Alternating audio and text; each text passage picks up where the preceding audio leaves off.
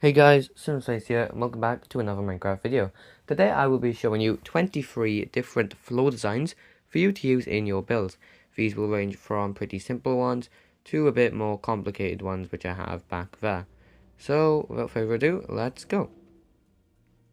This first one right here, and these three next to as well, just little checkable designs I suppose with stripped logs or normal logs you can use in just switch the direction. Some will be facing forward, some will be facing sideways. You can do this with any of the logs, but you have used mangrove and strip mangrove as well. This next design right here is a very simple one. This is just using dried kelp. Now this might need a bit of explaining. So suppose I guess a tile design. So normally you would use something like polished diorite, for example. But the problem is when you place full blocks like a furnace or a crafting table on top, they will cover the tiles. And if you're using a lot of blocks like this, and you want the design to be there, you don't really get that tile design. So with dried kelp, you can place blocks like this and the grid won't be covered up.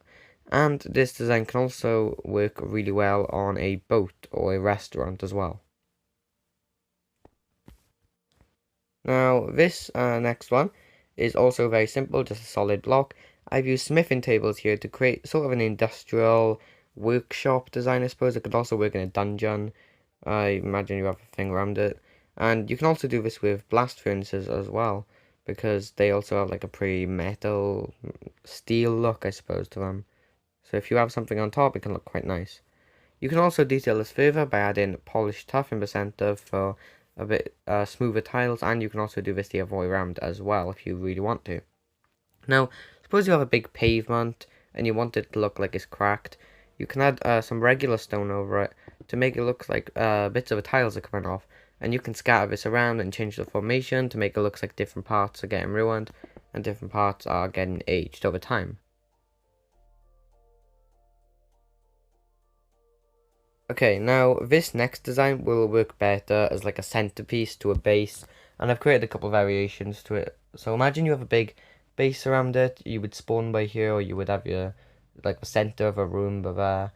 And you could also tile this, I suppose, if you want to light up a big room, you could put it by there. I've used the pale oak and some purple because the pale oak has a slightly pink tint to it, which looks nice. Now here, I've created some other variations for different areas.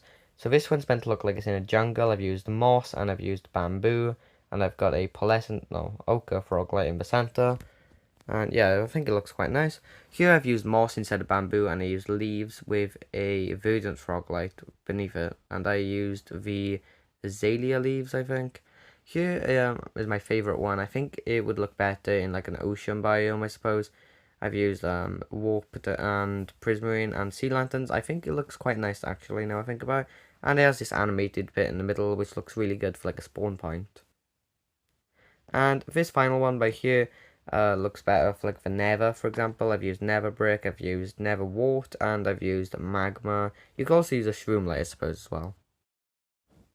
Okay, so this next one is also very simple. Just something I think looks quite nice is just mixing the rooted dirt and the coarse dirt as like a path, or maybe the inside of the stables, for example, outside, and it can look nice. And obviously, you can place plants on it as well. If I just get some short grass, you can scatter that if you really wanted to as well, which looks really nice. This next one is useful if you're building with stone, but you want to add some vegetation on it in vanilla. You can just mix some tuff with the pale moss blocks.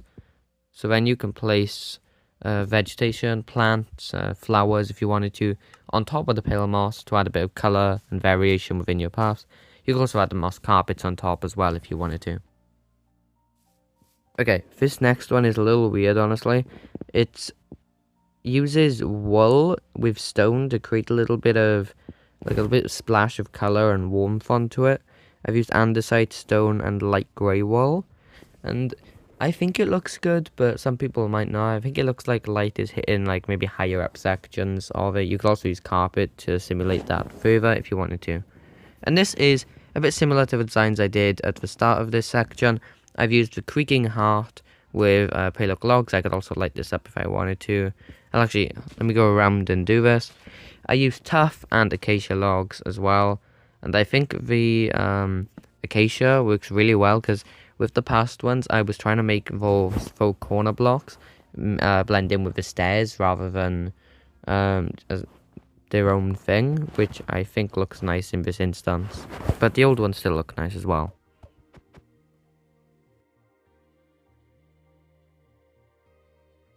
Okay, so here I've got two very simple checkerboard patterns for inside like a restaurant or a kitchen. So on this white and black one, which I've used pale oak and blackstone, you could have, I guess, a kitchen setup, I suppose, where, where you could have all your sinks, your ovens, your counters, your barrels, stuff like that. And I think it looks quite clean. And this you would use for the actual restaurant section where you could have seats. So let me just place some seating down, for example. I think that looks quite nice and a bit more, for example, like inspired sort of by FNAF, I guess, of the pizzerias. I thought that looked pretty good, and I just wanted to try it out, honestly. Now this is a bit of a weird one because I've used mushroom blocks for a mud path. So you'd have a path along the middle. I've used mushroom blocks for like sort of a border to it, and then I've used mud and mud bricks. And it's actually really weird how well the mushroom blocks blend in with the mud blocks. Now here I've got two types of like asphalt, I guess, road. This one's really dark, really modern, and that one's more shaded and more lumpy. So, I mean, you would have more patches of shaded areas. Here is just all dark. I've used black concrete, black wool, black concrete powder, and I've just randomly buttered, so it's all quite dark. But here I've blended it using smooth basalt and normal basalt for using terracotta and concrete to shade light and dark areas of it.